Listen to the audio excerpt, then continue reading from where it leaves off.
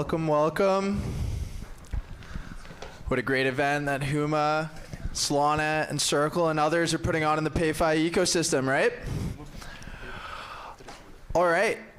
So thank you all for Sunil, Lou, and Herbal for joining us on this panel here today. The PayFi ecosystem has been scaling fast. Huma, over the past few years, has processed over $6 billion in payment financing transactions with 0 defaults to date. On top of that, they launched Huma 2.0, permissionless depositing platform for payment financing, and have originated over $3.3 billion in credit for payment financing. On the infrastructure side, Solana obviously is one of the leading blockchains with some of the cheapest transaction fees and fastest settlement times. In Q2, their average transaction fee was less than 1 cent USD, and currently they have over $10 billion in stablecoin market cap on their chain as of last month. And then obviously we have Circle, who has over $70 billion of USDC minted as of last month, making it an integral part of the PayFi ecosystem and the second largest stablecoin issuer currently. So, wanted to ask all you guys, what excites you the most about PayFi over the next 6 to 12 months? We can start with Sunil, the Vice President of Product at Circle. Hey everyone, thank you. I'm really glad to be here. So PayFi what is PayFi? PayFi is about moving money using stablecoins and blockchains, right? What has happened over the last maybe 20 years? We have seen a lot of things have moved to the internet, media, entertainment, education, software, they all live on the internet. But it has not happened with money. And PayFi is that moment for all of us when money is going to move on the internet. Today, money moves through SWIFT and correspondent banking, through the networks, card networks. It's starting to happen, right? We launched a Circle Payments Network early this year, and with Circle Payments Network, we are trying to do away with the word called cross-border money movement. Money movement should be like me sending a text message to somebody. So we're seeing a lot of opportunities, and the way I think about money movement, there are like 4 big use cases in my mind. B2B, a business paying another business. Let's say a business in US who has a supplier in China, they are trying to pay their supplier. There's a business paying a consumer, which is Meta, Google, they have creators on their platform. Amazon has sellers on their platform. They're trying to pay their sellers, right, wherever they are. Business paying their sellers. Similarly, a consumer paying a business. I am a consumer, let's say in Brazil, and I am using Google's Play Store to download apps. I need to pay Google. This is a collections use case. I need to collect money from somebody. And last one is all about C2C, which is a remittance use case. So these are the 4 large use cases, and we are seeing a lot of disruption in all of these. And I think with Genius coming to light a few months back in US, Mika last year, Hong Kong, it's about to happen. I think we are at that cusp where more and more regulatory clarity is going to come, and I think we are just about to, this space is about to get disrupted real quick. First of all, thank you, PayFi team, for having us here. I'm really excited for this conversation. I think from our perspective, we do see similar things. So kind of, from, I would say, money movement side, we're just seeing, I'll break it down in a couple components. The first one is just kind of the participants, and then we can talk about actual numbers. We've worked very closely with a lot of startups. So from bottoms up, we, at the foundation, we provide grants, and for a very select few, we actually invest. So what we've seen, especially in the last year, is kind of explosion in terms of the numbers that they're doing. So some of the teams that Circle and actually us, we cooperate, some of our partners, for example, Red.Pay, Reap, Cast, et cetera, the numbers are really just going vertical. So those are kind of objective numbers that you can't really argue against.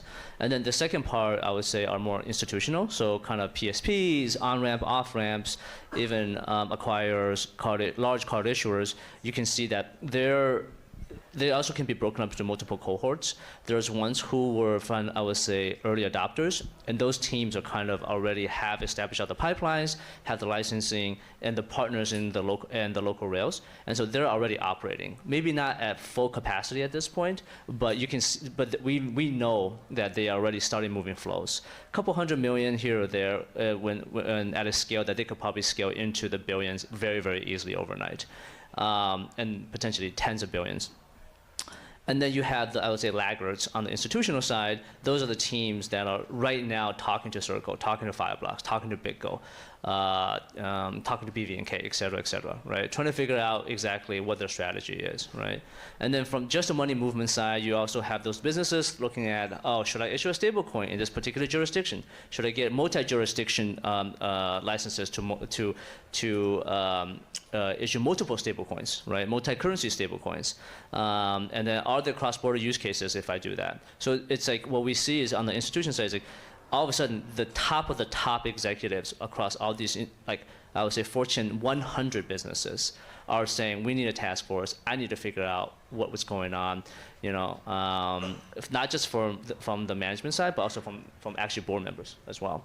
So we're very, very excited, right? So what we see right now is basically just money movement, right? I just want to move money from here to there, from, you know, a lot of times is, I would say, mature markets to emerging markets, right? Or amongst emerging markets.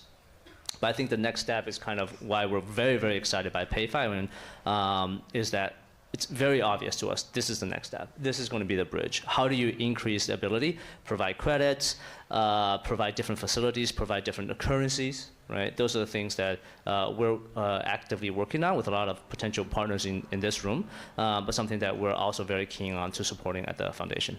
Thank you. I'm going to add a few things on that one, because you know, a few months ago, I was at the White House with our partner Circle, and Solana policy team was there as well. And I think that was the shift. That was the shift in the whole market, not just in the US, but I think the whole market. Because before that, the conversations would start as, you know, we would pitch the value of the PayFi and the solutions, and that would usually, you know, be right on in terms of solving some of the key pain points of a payment institution, financial institution, when it comes to moving money across the borders. And then the next question, once they understand there's value there, would be, can I do this? And that will be most of the time not a technical question, but more of a compliance question first. And a lot of times things would just get stuck for months, basically trying to answer that question. And that would not be a clear answer.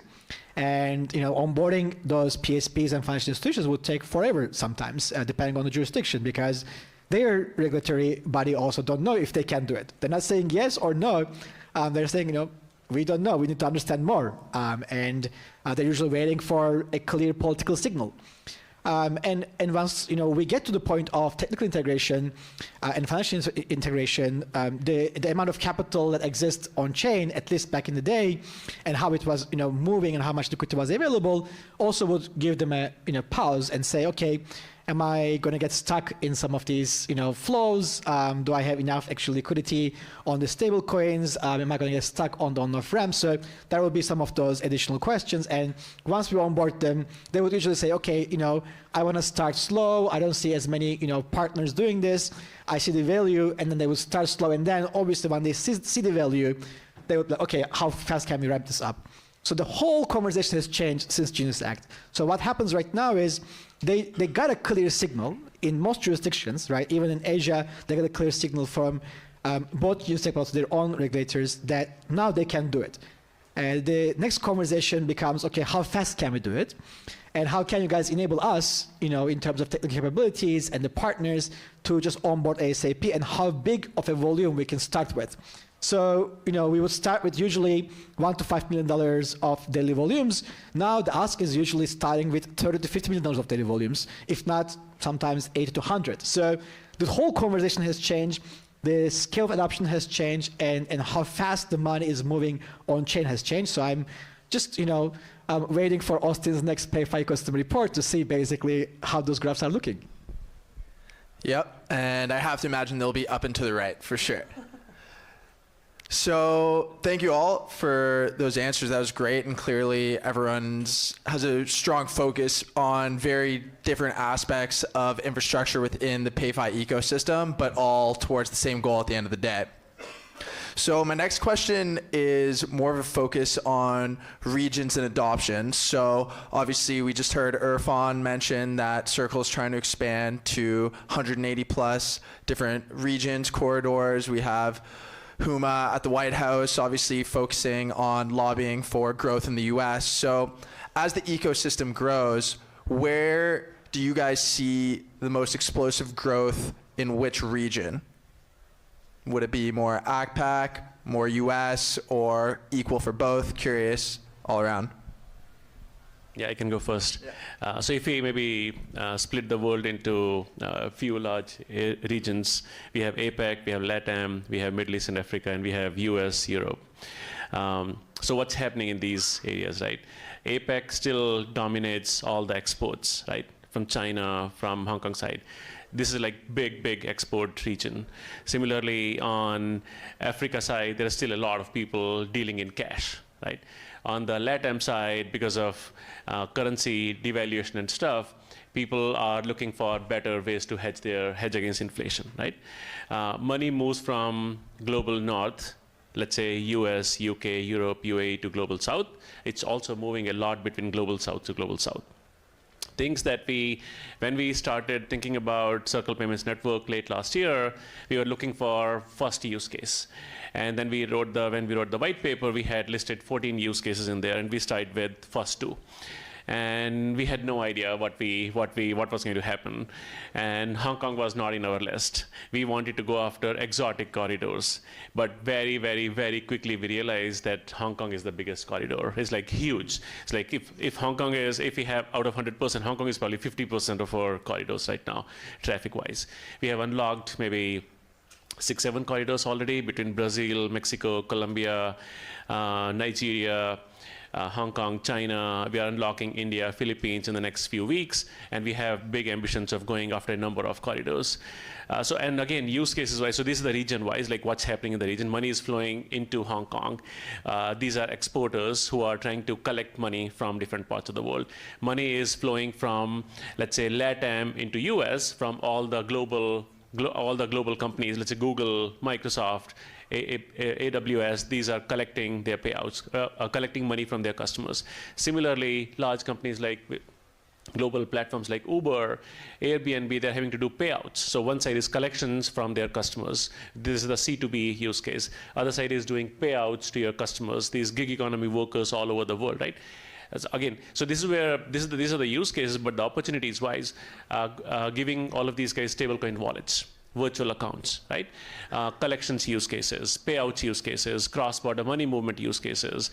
I think we are at a place where we are seeing a lot of demand, and we are not able to handle it.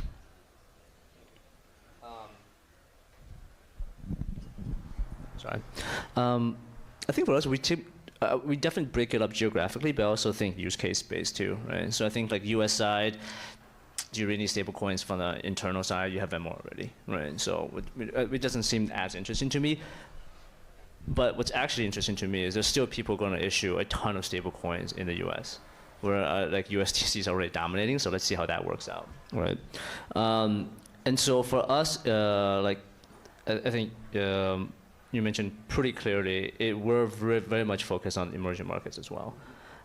It just makes a lot of sense. We believe crypto's global, digital assets should be global, and so the global use cases are the ones that we're focused on. So anything cross-border, paying, like you're collecting overseas, like the perfect one is like collecting in Brazil, collecting in Africa, moving it to Hong Kong, FX out, and then trying to move it back into mainland China, obviously through the existing rails in a compliant way, right? That's a huge amount. Southeast Asia, Vietnam, Thailand, Philippines, I think all those are starting to really pick up steam. There's a lot of unicorn PSPs that are just starting to now to actually introduce stablecoin payment services for their clients. Obviously the challenges historically speaking was their banking rails. You would go to, I'm not gonna name names, but you go to some of the larger banks. 2 years ago, they would say, okay, great, you want to start a stablecoin business, I'll have your account shut by tomorrow, right? And so now the conversations are very different. And so I think like again, when I was mentioning before is just that some of the teams who are more aggressive are now really well positioned because their flows are moving. The ones who were a little bit more conservative are just now turning on the pipes. And again, very much cross-border focus, emerging market, LATAM, Africa. Europe is a little bit quiet for us, but I don't know what your team is seeing. So, you know.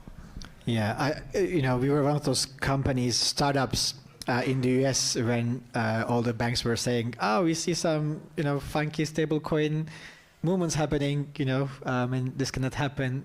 And even though obviously that has nothing to do with our company's bank account, they were denying opening, accounts for us. And the only reason we survived that was because, we had close friends at JP Morgan who knew what we were doing, and they were, putting their own credit in line basically to defend basically us and defend not shutting down our accounts. But a lot of our partners, their accounts either were denied or shut down, and they had to go overseas. And we decided to stay in the US because we knew eventually US will have to come around. But at the same time, we decided to hedge by opening our next office in Hong Kong. We believed that stablecoins mostly is going to follow the cross-border trade. And to Sunil's point, when you look at where the cross-border trade is happening and where, it also overlaps with dollar demand, a lot of that actually overlaps through and crosses through Hong Kong.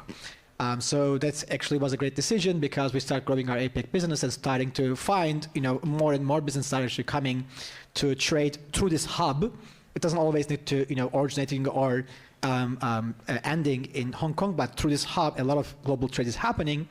And the third thing actually on the use case side, we have seen anytime a company moves over to stablecoins, it doesn't necessarily start as a payment demand. It starts as a treasury demand. They usually want to first move some of their capital to manage globally in stable coins. And then they realize, okay, holy shit, making payments using this treasury is just so much easier. And rebalancing this and managing this, is so much easier. And then they start introducing, some of the new use cases. So all of those to me still say that we have to invest heavily in APAC, where all of those demands, overlap. But it doesn't mean that we're not going to see in emerging markets, the demand is picking up in everywhere else. Yeah, that focus makes a lot of sense for all parties. And I know that there's a lot of obvious benefits to PayFi versus traditional payment financing, but one of the biggest ones was underbanked people, I found, not getting that opportunity. So those emerging markets definitely a key focus for sure.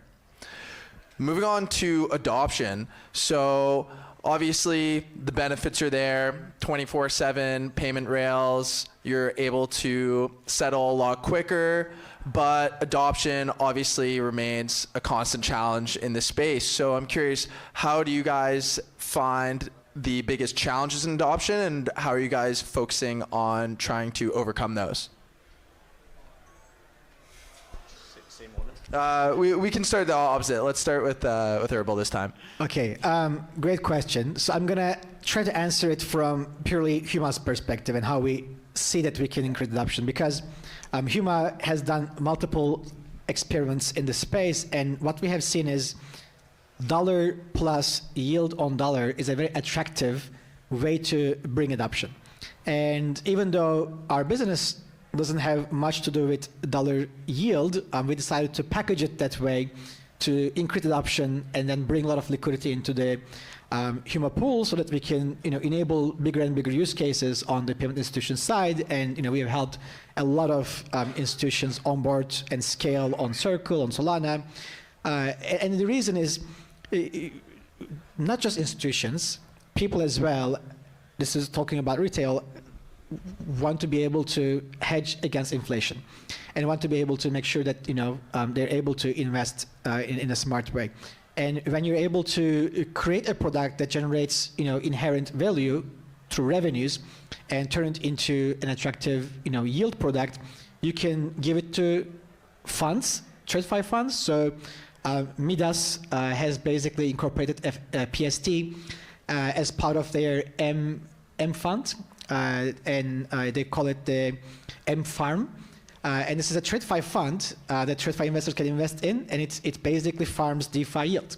It's great because it's bringing the TradeFi into this space without necessarily TradeFi investing in stable coins.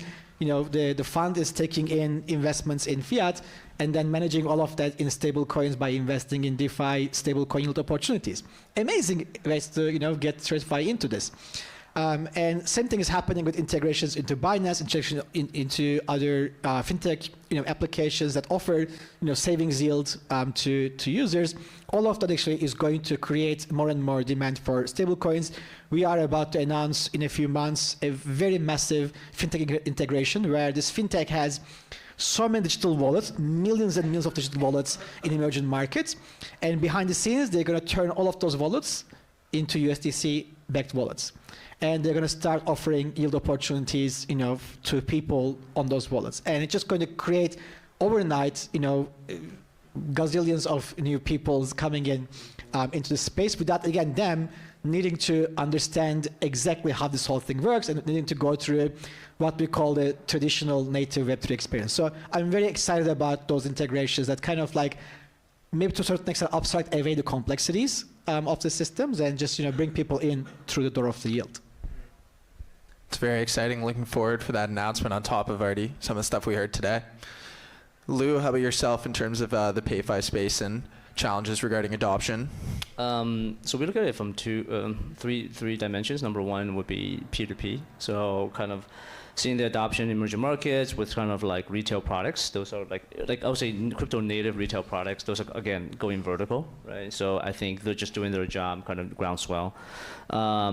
I would say more institutional and corporate use cases. We spend a lot of time educating them, right? Just understanding their any internal blockers, their understanding of the technology, their risk compliance teams, how they feel about things. So candidly, it's very much similar to like enterprise adoption like life cycles. And the third part is regulators, right? So how do you get adoption really at scale? Is you make the regulations across the three dimensions for helping the regulators become educated, helping them actually write the right rules, and then the enforcement side. So we spend a lot of time across all three segments, because everything else on the B2B side is a downstream consequence of that, right? And it's jurisdictionally based. So what happens in Korea may or may not matter in Hong Kong. What happens in Hong Kong may or may not matter in Japan, may or may not matter in Singapore. So it's really like hand-to-hand combat across each of those regions. Obviously, US is leading the charge, and so what US will do will most likely flow downstream across everybody else, but doesn't mean that they're going to be price takers across everything, right? So from our perspective, those are kind of the ways that we look at how adoption can be driven. But still, P1 is still a lot of it is regulation, and then P2 would be getting the corporate adoption. Yeah, that makes sense. Seems like a lot of balls to juggle, and once you get over that hump, that will be a big unlock for sure. Back to you, Sunil. Yeah, I have a slightly different take on this question. So until last year, probably until November last year, we used to say, crypto has bad UX. We used to talk about gas fees, we used to talk about wallets, we used to talk about chains and all the complexity, right? When the government changed in US that night, I don't know how many you saw, the Bitcoin price went from 60 something to 75 something overnight, right? We of course had adoption challenges earlier too, but now what's happening is, I think we are in a different world, right? Like they say in the startup world that growth solves all problems, right? If you are growing, because right now we have a different problem. We knew earlier companies were worried about, am I going to die? Should I go tell SEC that this is what I'm doing? Are they going to file a lawsuit against me? Will I survive? Those were the problems earlier. Now with regulatory clarity, and in US literally it turned the world around, right? We got clarity from the minute Trump came to power. By like June 22nd something, we had Genius pass, less than 6 months, right? That has literally kick-started global clarity around Bitcoin, around stablecoins and crypto, right? So now we're in a different world. Now everyone wants to do something about it. like Lou was saying earlier, that every board, every CEO, they're thinking about how can I participate in this? What do I need to do? Literally every bank out there is thinking about, should I launch my own stablecoin? So I think we have a different problem to some extent, wherein we have just so much demand, it's going to lead to some confusion for the next maybe couple of years. You will see a proliferation of stablecoins. Creating a stablecoin is probably the easiest thing. It's like one line of smart contract. Launching a stablecoin is super easy. Getting distribution, getting liquidity, reserves management, reconciliation, attestation, that's the hard part. And like I say, when you have to mint $1 every day, mint and burn $1 every day, it's easy.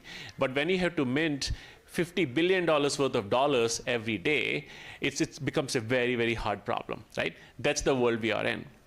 So I think companies, banks, larger companies are underestimating these other aspects of stablecoins, compliance aspects of stablecoins, money laundering aspects of stablecoins, automating compliance around it. They all think launching a stablecoin, because today we still have higher interest rates, they all think this is a great business model, we should launch a stablecoin. But we don't know how this is going to play out, right? Circle and USDT, we have been working on this game for a long, long time. We have a huge distribution. You will accept what people already have, right? Because if I want to give you something, even cross-border trade in many of these countries still goes through dollar, because both of these countries are willing to accept dollar, because they know there's a lot of liquidity and I can use this dollar for something else, right? So for us, I think the adoption challenges from here will be some amount of confusion for the next couple of years as things settle down. There'll be a lot of consolidation in the space. There is not one day in the last maybe 6-7 months that 2-3 companies are not announcing something around stablecoins every day. It's like it's becoming extremely hard to just keep up, right? So education is one, which will help with some of this confusion. Other thing that we are also seeing is more and more of these companies, they want to do something with stablecoins. And in my head, I break the segments into 3. One is crypto native. These are smaller companies who are fully set up. They understand custody. They understand signing transactions. They understand wallets. They understand on and off ramps. These are 2, 3, 4, 5-year-old companies. They don't have all of their shit together. They don't care as much about compliance. They don't care about 24/7 operational support. Then there's a second category, which is, I call them crypto comfortable, crypto willing. These are the kind of companies who are slightly bigger, maybe 10, 15 years. They have more of their shit together. They have licenses. They move slow. These guys don't want to touch crypto. They are willing to use crypto because they see the value in stable coins and crypto, but they don't want to touch it. These people need to be educated around how do you become crypto enabled. They need to be taught about custody, self-custody, managed custody. They need to be taught about wallets and signing and on and off ramps. Then there's the third category, which in my mind is the largest of companies like banks. These are all crypto curious or crypto I am screwed kind of companies, right? These companies, they're still in the learning phase. They need a lot of support. They will probably need something like a fully managed kind of payments setup. And I think, so we have a lot of opportunity to build something for all 3 of these kind of companies. One, now that we have clarity, I think this thing is just, we have a different problem. And I think when you have this problem and there's a lot of demand, we will figure it out. Earlier, we did not have clarity. So we're like, are we going to get screwed if we did this, right? Now we have a different problem. So I think it's a good problem to have. I am super excited about that we have this problem now. Definitely, yeah, no, very exciting prospects on the horizon, and that leads me to the final question for the team. So in about 30 seconds or less, if we're sitting here on this stage this time next year, what is the #1 focus for growth that will define success for each of you individually? So, Herbal, we can start with you. Without giving up too much, I would say Richard just mentioned $1 billion in reserves. That's going to power more than $50 billion to $100 billion range of payment flows. That's huge. It means basically you can start consuming some of the largest companies' whole payment flows in the network. And the acceleration from there on is not going to happen, in small steps. You're probably going to go another, 5x or more, and that means probably in a few years, you will end up with the network volume of Visas and MasterCards today. Thank you, thank you. Lou, yourself? I think I'll let the exciting comments be left for the operators. Like for us as a foundation, I mean, this is a super boring answer, but to me, it really is on the regulatory side. As much as in my mind, if we do have, the unlock will be, for example, Korea actually coming out with their stablecoin bill. Once the license in Hong Kong, kind of license holders for the Hong Kong dollar stablecoin kind of comes out. Japan maybe hopefully opening up a little bit more. That to me is very, very exciting. Right, because now then you have the ability to do FX, right, on the stablecoin side. That would, to me, we very much think about structural unlocks. Once you unlock certain things from the bottom up, then it will allow these type of operators that sits on top of the chain to operate in different jurisdictions, different use cases, and be able to get in and out of there at the speed of light, basically. Yeah, no, I would agree with that. And no, I wouldn't say it's a boring answer because you are unlocking a much wider user base, if that is the case next year. So, yeah. So maybe one tactical, my entire focus at Circle right now is building the Circle Payments Network, building the two sides of the network. So I'd love to see maybe many more corridors unlocked. But I think the other bigger strategic answer will be, they say the technology has arrived when you don't know it's there anymore, right? It's all completely in the background. So let's say what's going to happen is I need to pay my supplier. I used to pay my supplier even earlier. All of a sudden, the payment arrived in like 30 seconds. I need to send money to my mom in India. I used to send money earlier too. It used to take 7-8 days. It used to be expensive. It used to go in Ether, and I used to keep tracking where the hell is my money. Now all of a sudden, it just arrived, right? And people will be just amazed with this experience. Like they wouldn't know what happened. All of a sudden, some switch flipped somewhere, and the world has changed, right? So everyone is delighted. So I think I'm looking forward to the world where we feel this technology that we are talking about, we make a journey towards it's becoming invisible. It's going into the background, and it's just there, and it's everywhere. Great. Perfect. And then, yeah, I would say moving forward for specifically your relationships with each other, how do you plan on continuing fostering those relationships over the coming year? So obviously you guys are very tightly integrated, and curious how you want to continue expanding that over the coming months and year. Probably easy for me to answer because Irfan just explained in his presentation yesterday. We announced, Huma and ARF becoming part of the CPN. It doesn't only mean that we're enabling our services on CPN. It means that we're going to work really hard to bring those corridors online, to bring more partners on CPN, because we really believe once you actually build a powerful network that has all the third-party services lined up with it, it's going to be much easier for those companies to operate through the network. So that's going to be one of our focus points, working with Circle, creating an option for CPN. And obviously, we're working very, very closely with Solana to enable this, especially APEC ecosystem, and to enable more players to understand the value of operating on-chain. So we have quite a bit planned, including the validator idea that Richard just mentioned, how to use basically Solana as a ecosystem that supports not just the PayFi assets on it, but also enables a wider range of RWA capabilities, based on the Solana infrastructure and the validator. So that's going to be a very exciting effort for us. Yeah, I think very similar to my previous answer, is just that we're going to be underlying infrastructure, right? Our job is two things: working with the regulators to help push this industry forward. Number two, unlocking institutions, and we also provide support for startups, P2P use cases, and bottoms up as well. And then for large institutions, we're always trying to look. I mean, large institutions relationships are always complicated. Right, there's always teams. There's certain areas you compete in, certain areas you find partnerships in. Right, I think we're all very mature actors, and so we're happy to kind of find places where we can work together where it makes sense. And then in other ways, we'll just let the capital markets decide in terms of competition. Right, and then the last thing I would say is that this space is, as Neil mentioned, it's just going at a rapid pace. So I definitely believe that there's a lot of room for everybody to be a very strong participant in it. From Circle's point of view, we launched Circle Payments Network. This has a concept called OFI and BFI. OFIs are the originators of money movement, and BFIs are beneficiary. They settle money in different markets. And we have realized that we are still this cross-border fiat money movement where the sender is still dealing with fiat, the receiver is dealing with fiat. They have no idea what's happening in the middle. We are still dependent on ACH rails. ACH rails are still slow. And this is where the likes of Huma and ARF come in. All of these guys need credit. Money is moving between the banks. We know it's moving and it'll arrive, but we still want to enable 30-second payout, right? How do we do it? We'll get instant credit from the likes of Huma.